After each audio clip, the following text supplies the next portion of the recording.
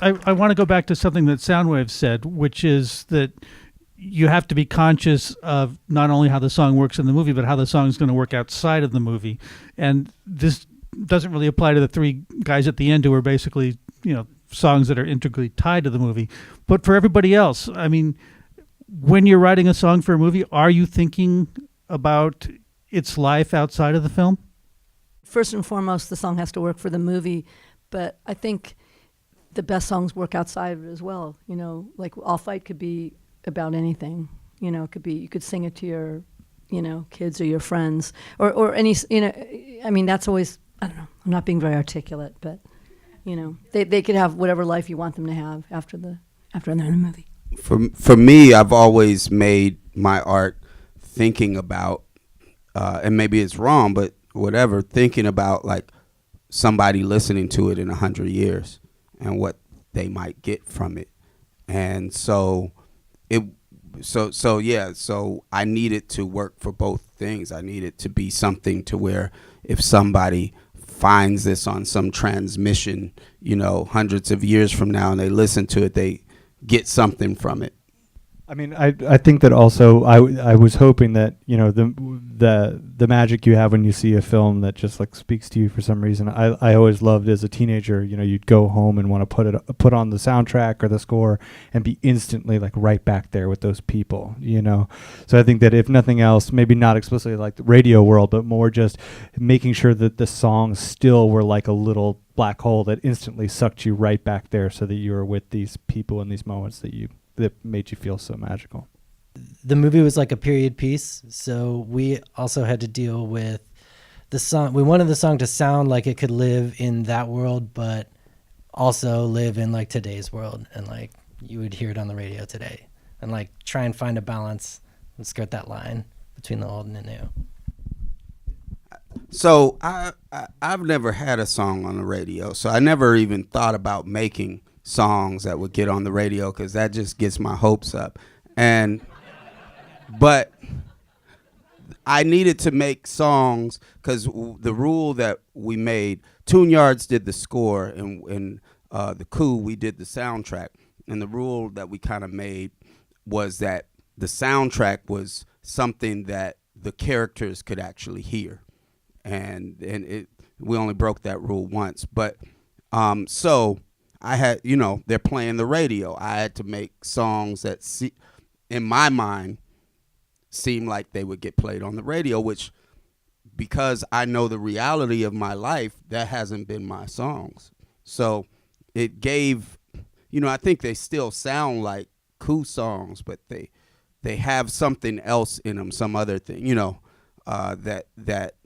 that gave it. And for me, that was just a way for me to separate it like from the other stuff that I was doing. Like, this is why this is new, and this is why this is urgent for me right now.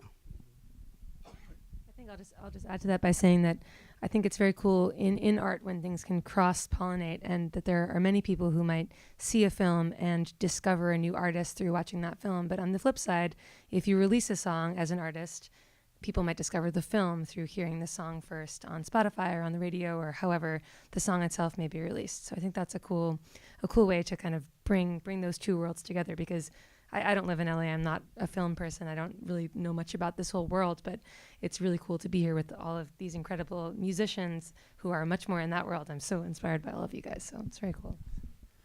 Echoing your thought, I think that's something we were also very conscious of.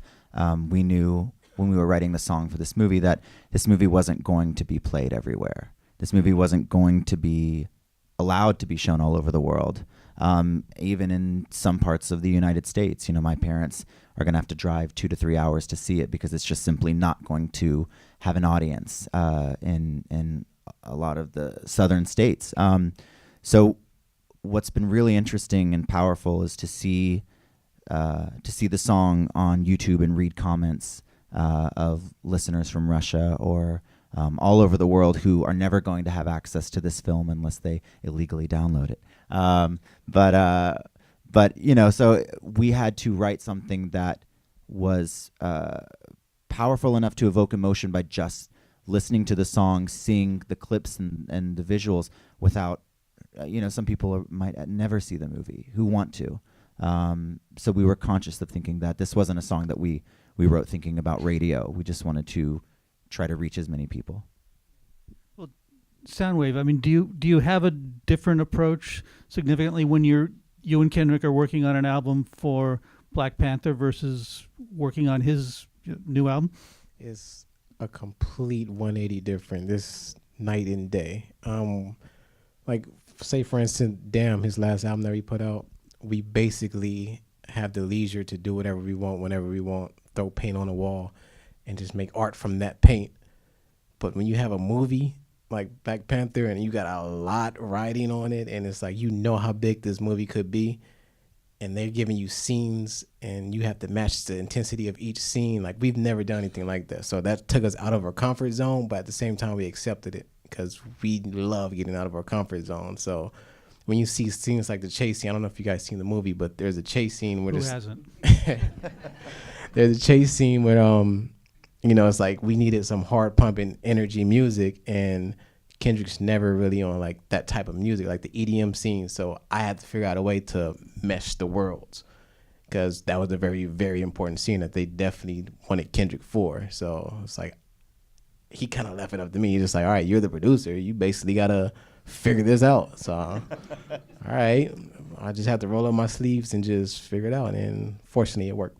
Scott and Mark and Phil, when you're doing a song or a film where the songs are going to be sung by the actors on screen, does that approach, does that affect how you approach the songs? Are you thinking, well, this has got to be something Sarah Silverman can sing in her squeaky voice, or, will Emily Blunt be able to handle this? Well, we had the luxury, because we had the luxury when we were writing the score that Emily had been cast. So she was making A Girl on the Train at the time, and so she was playing a blackout drunk. So then she would come to us once a week as Mary Poppins, and so we got to sort of tailor everything on her. And the same with Lynn. He was in Hamilton at the time, and he would come over once a week or just several times a week, and we would fashion the material on them and try this stuff out. And so we had a very long rehearsal process in London, where we rehearsed for almost 8 weeks like a Broadway show. So everything was, we were writing constantly during that process with all the actors, with Meryl Streep and everyone. So that's an unknown luxury in a movie making, to have that amount of time, even before any camera rolled. Well, Phil, you have a movie where you have a character who sort of discovers her inner Disney princess, and so you have the song that's basically a parody of every Alan Menken song that's ever won the Oscar. And you get Alan Menken to do it. I mean, how did... Well, I think the key is that I don't think of it as a parody at all. When I wrote and directed this movie with Rich Moore and Pam Ribben, then Tom McDougall, who's here, and I wrote the first draft of the song, thinking we want to do an Alan Menken type song, and we want it to be earnest. We don't want it to be a parody, because this song is like an actual turning point in the movie for Sarah Silverman's character, for Vanellope, and it can't be a joke. Like, I always think of my characters as they're in a comedy, but they don't know they're in a comedy, and it's the same idea with this song. Like, it had to be earnest, it had to be real. And Tom and I were talking, like, it should be an Alan Menken type song. Why can't, an Alan Menken type song? Tom's like, I know Alan, should I just call him? We called him, pitched him the idea, and he came in and dove right in. And so I know it feels like a parody, but honestly, we needed that earnest thing, because Sarah's character, Vanellope, is a princess technically, and this is the ultimate princess song, even though it takes place in Grand Theft Auto,